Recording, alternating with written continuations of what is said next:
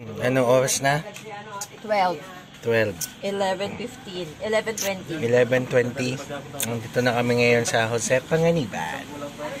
At this time, kumakain kami ng Siomai and lugaw. siomai and lugaw. Sarap ba? Nandiyan si Yoyong. Hindi. Hindi pala ako pwedeng makita. Hindi siya yung ano. Sarap guys.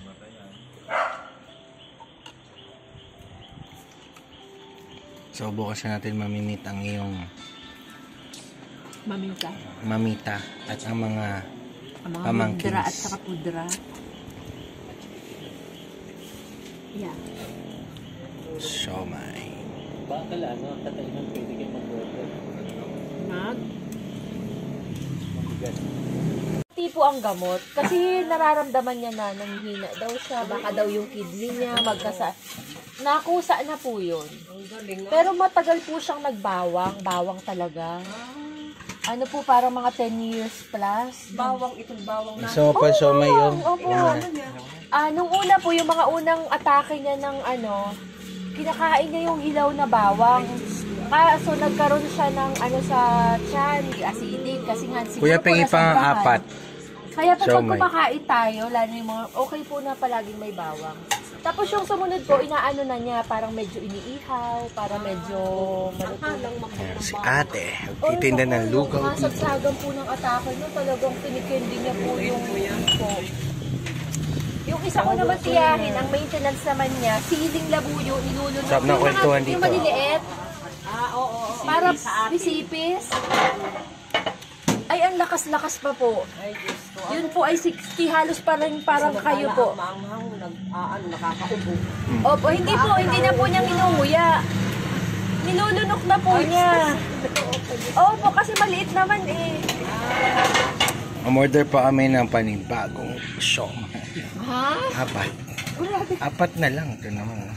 Ngayon lang eh. Di man tayo nag-lunch. Ay, sana dito mo na lang pinalagay oh. May Ay, ako nga ate. Dito na, dito na. Yan. Ang pangalan nyo ate? Baby. Si ate baby. Sarap ang lugaw at ang siomai. Parang ako halos kumain ng siomai. Kapatid ko baga po yung pilay. Naikot na. Motor. Oo. May oven na. Opo, doon na niluluto. Ano po? Salamat ate. Taob namin ang kinain ngayon. Lugaw at siomai. Yan. Sige. Siomai, anghang be. Anong sasabihin ko dito? Mambulaw? Mambulaw yung tabi ng dagat, no? Ganito dito pag gabi. Ang ganda, oh. We are at Jose Panganiban Park. Hindi na makita. Fountain of Friendship. Yun ang peryahan. Ba? Nagkaperyahan dito, oh. Yun yung maingin na yan. Yan. Ang ganda na lang po.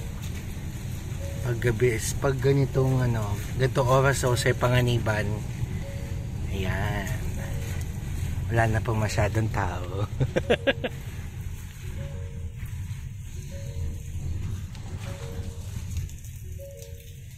Alas 2. Ito yung palengke. Ito yung mamihan na sinasabi ni Anggi kanina. Kasabi ko sa yung mamihan. Yung mamaya. So, unfortunately hindi naman unfortunately, hindi na po natuloy ang mamihan. Natuloy na po ang lugawan. Yan yung mamihan. Wala na, busog na tayo eh.